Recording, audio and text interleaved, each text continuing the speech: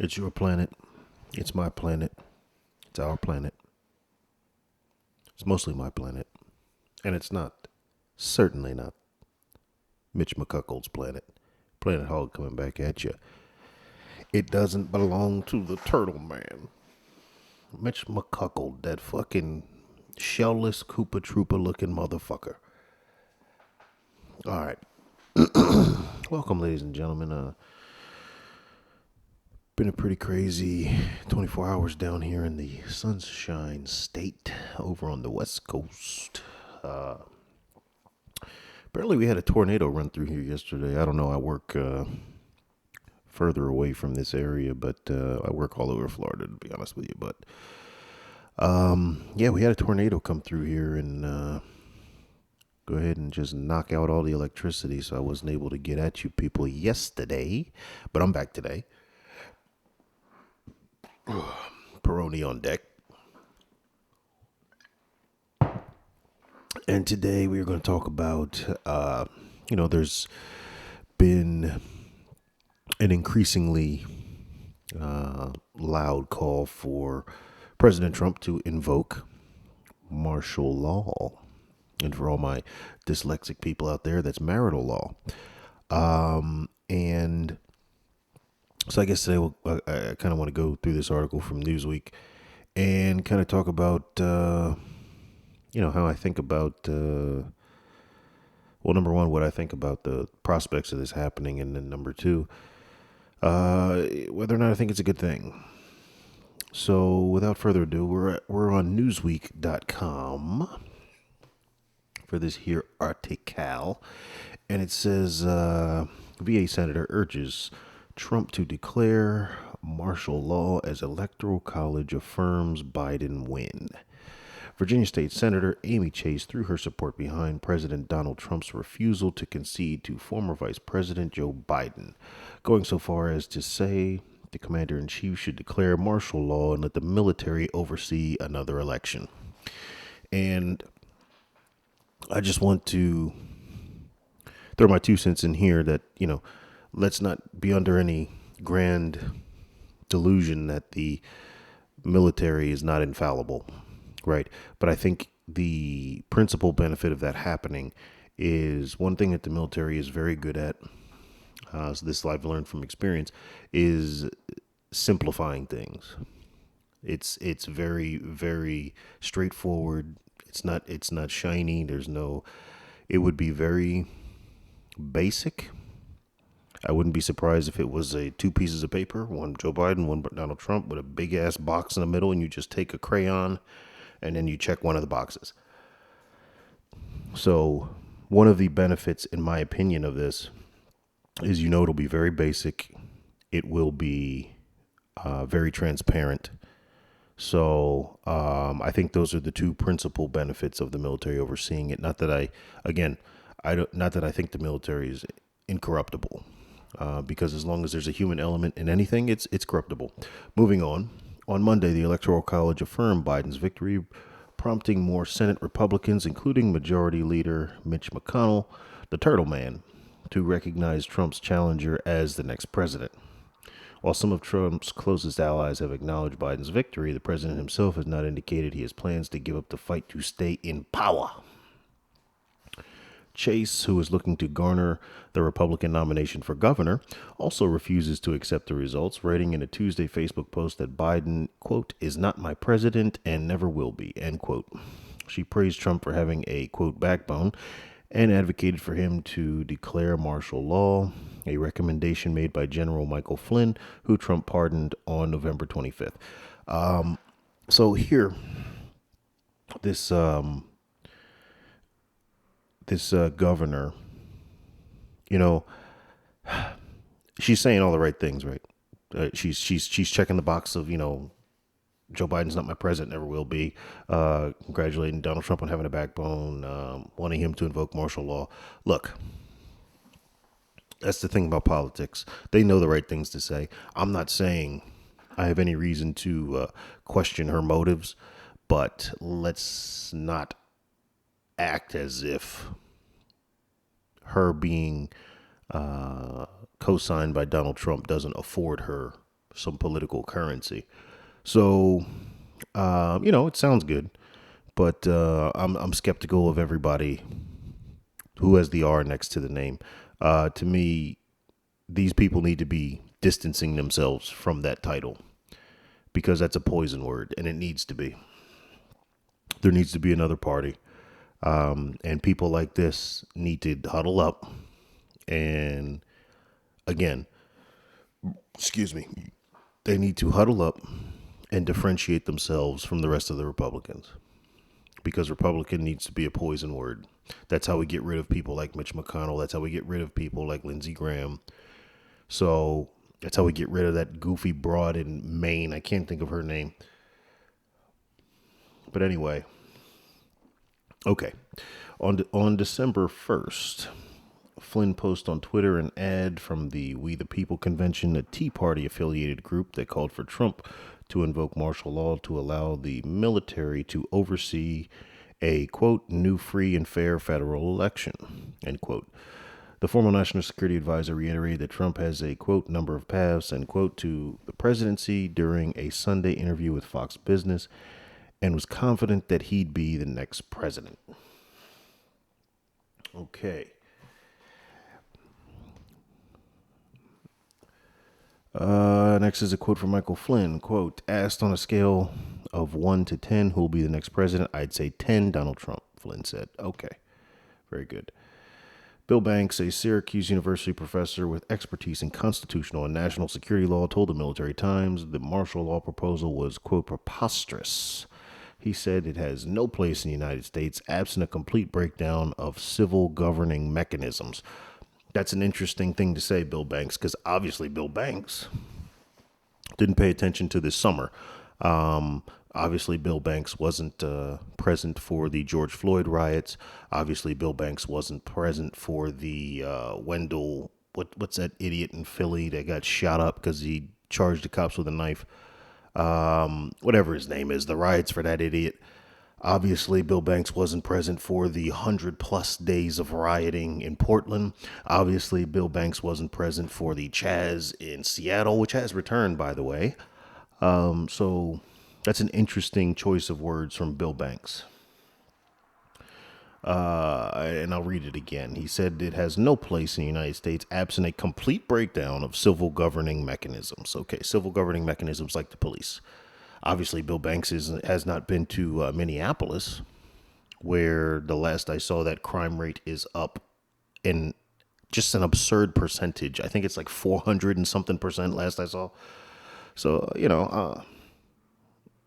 according to Bill Banks here, martial law does have a place here in the United States, by his own definition. Anyway, moving forward, along with advocating for Trump to declare martial law, Chase said she joined the Virginia Project and Sidney Powell, an attorney that appeared at Trump's campaign press conferences, to, quote, expose what I and others believe is extensive fraud here in Virginia, unquote. She asked for attorneys, auditors, and people willing to help with the cause to reach out to serve as volunteers. We cannot allow them to get away with this. January 6th will be a big day, Chase wrote. Keep praying and keep the faith. January 6th is when Vice President Mike Pence will preside over the official tallying of the Electoral College votes. Representative Mo Brooks is leading a group of allies in the House of Representatives to challenge the results in 5 key states Trump lost. That would be Arizona, Pennsylvania, Nevada, Georgia, and Wisconsin. However, for them to bring their challenges, they must be submitted in writing with the senator's signature, and so far no Republican has stepped up to the task. It's believed to be a long shot of all long shot attempts at overturning the election results because for the challenge to stand, both chambers of Congress must vote to disqualify a state's votes. That's not totally accurate because there is another more likely scenario where Mike Pence just doesn't certify it.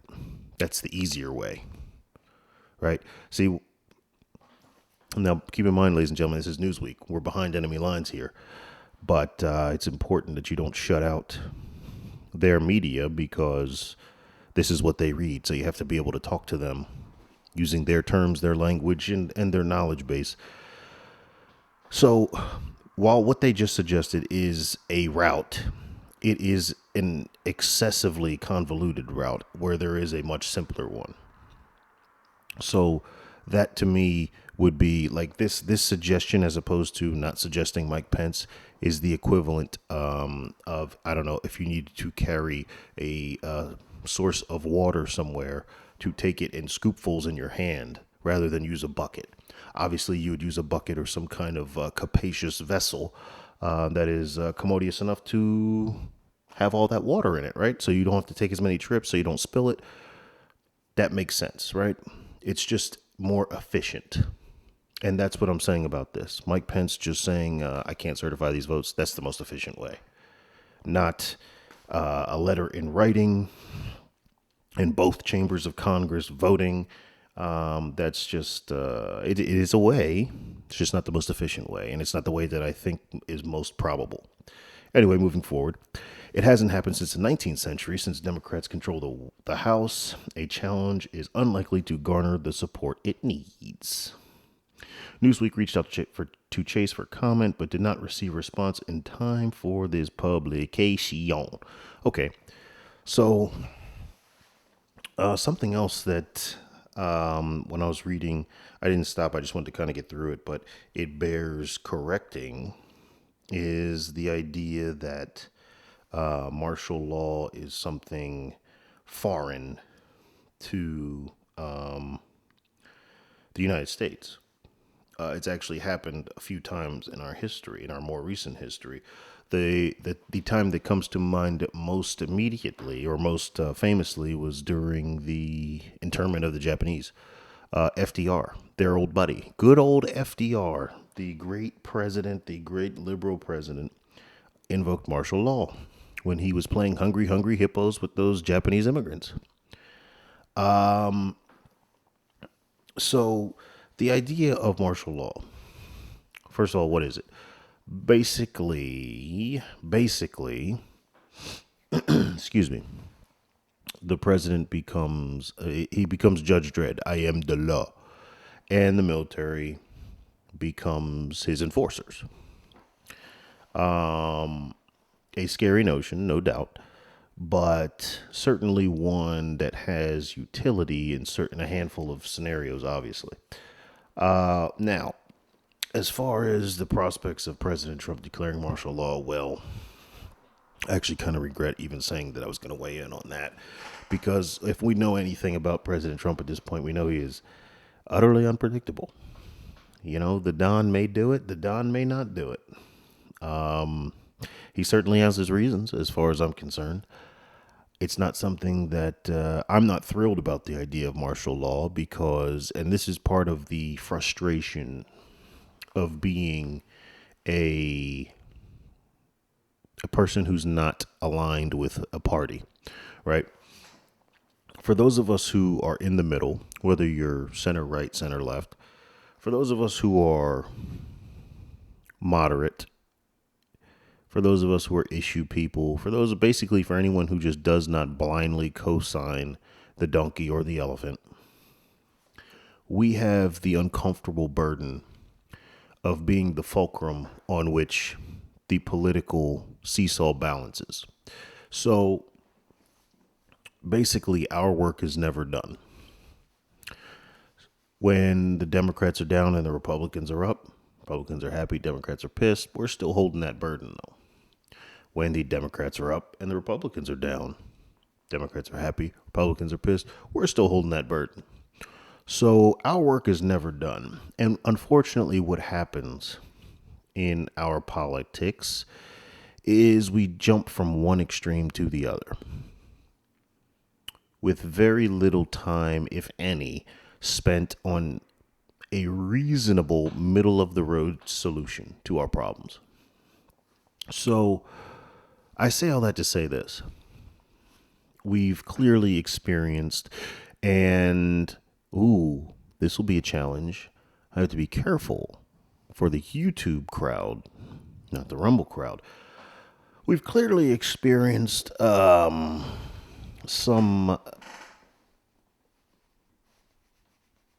shenanigans in this election. Yes, I think we can all agree to that. Uh, so naturally, the other side wants a massive overcorrection. And this is typically how we see the political climate of America go. Like, I could remember growing up in the 90s, and America was ultra conservative back then. Even, yeah, I would say that well, really, for most of my childhood, the mid to late 80s, all the way into the late 90s, America was ultra conservative. I remember, just to give a couple examples of how conservative it was, I remember being a kid, and when Mortal Kombat launched, people were up in arms. People were like up in arms. Parents were furious, protesting, all this stuff. I can remember Eminem going to war with the FCC. I can remember, let's see, what else? I can remember certain words that we use now not being, like, I remember hearing the word suck, like in the sense of you suck. That was considered a swear word. That word was, I remember hearing that word get bleeped on TV.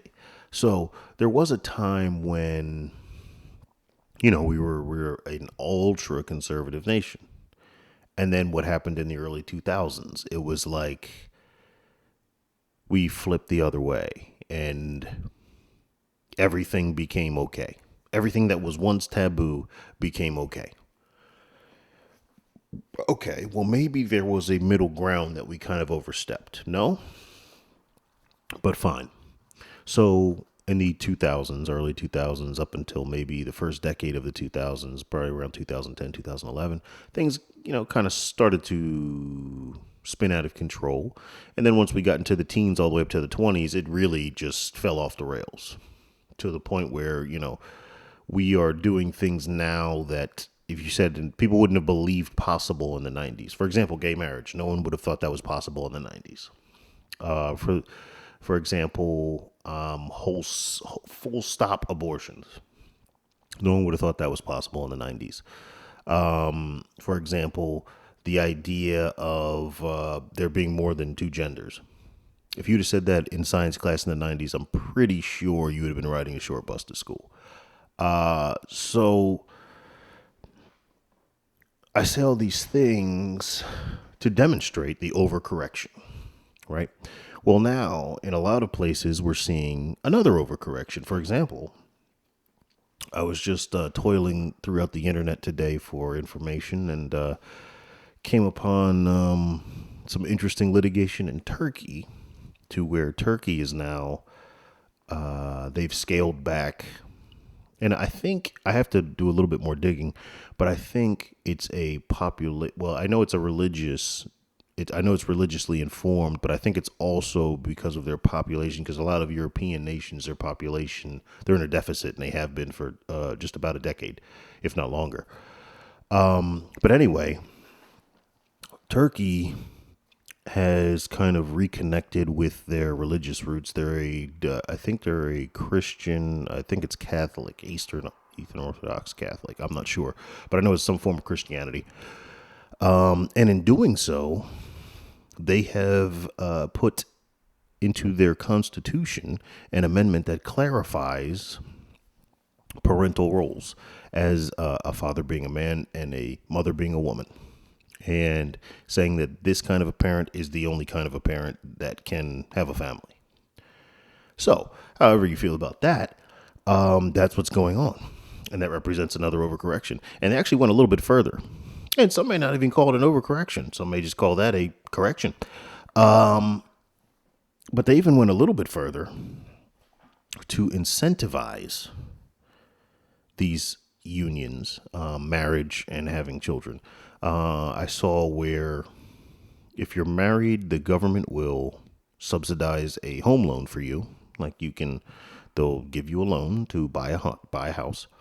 And if you have one child from that union, you're required to pay back. I think it's you get a third discount.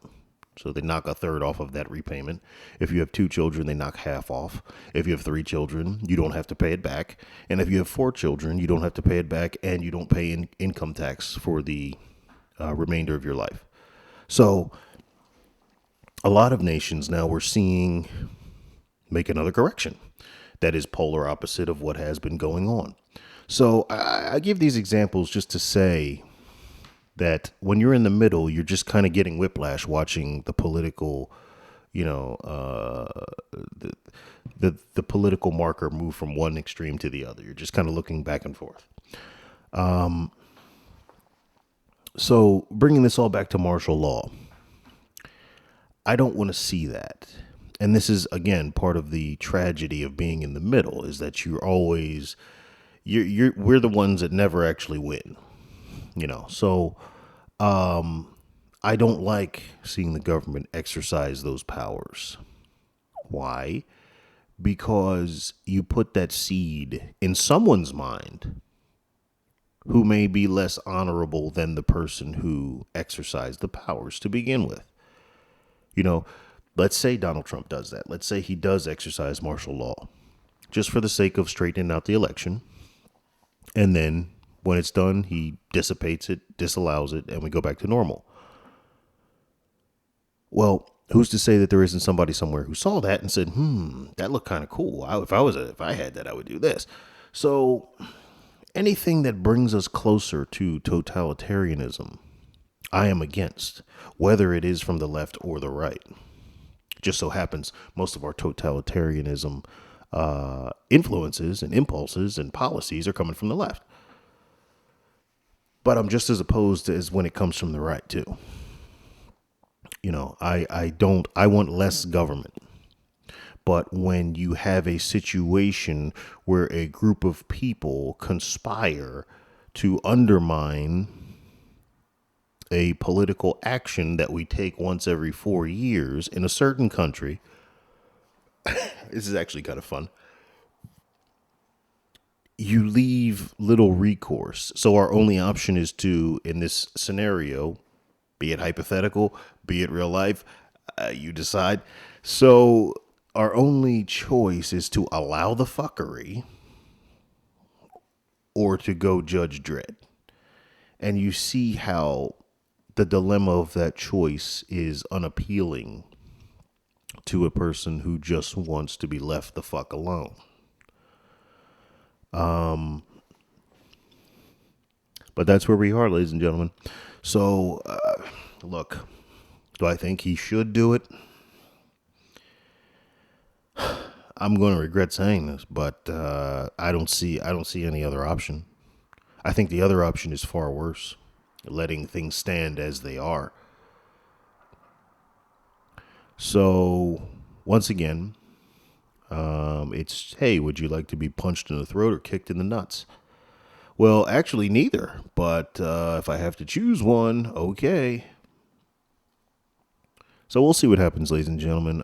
Right now, it's just, I know it's Michael Flynn. I know it's, I can't think of his attorney's name. I can't think of her name. I know she was saying it. Obviously, this senator here was saying it. And again, I've never heard of this woman. Mo Brooks has said it. And, you know, Mo Brooks, I spoke the other day about, you know, Ted Cruz is the only Republican's name. Okay, Mo Brooks, I'm hearing his name a lot more now. So, okay, maybe we got two. But, where's this lady's name? Let me scroll up here. What's her name? Amanda Chase. Okay. So, you know, she's for it. We'll see what happens. I just think that I don't like absolute power. I just don't like it. And it's just one of those things that we don't want to romanticize. We don't want to glamorize it. But I just don't see an alternative at this point.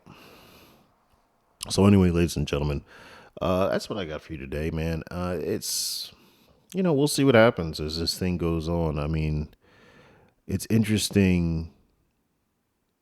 It's interesting the lack of coverage that this, not necessarily this story, but the movement of these challenges, because a lot of these challenges have moved forward in the courts around the world, around the United States. So it's interesting the lack of coverage on these things. And maybe I'll talk about that at a different time. Actually, I think tomorrow I want to talk about this notion of civil war and secession, because it's not going to look the way people think it is. And or at least in my opinion, right? In one man's opinion, it's not going to look like what people think it's going to look like. Anyway, that's what I got for you guys today, man. So I will get up with you guys tomorrow. Until then, ladies and gentlemen, peace.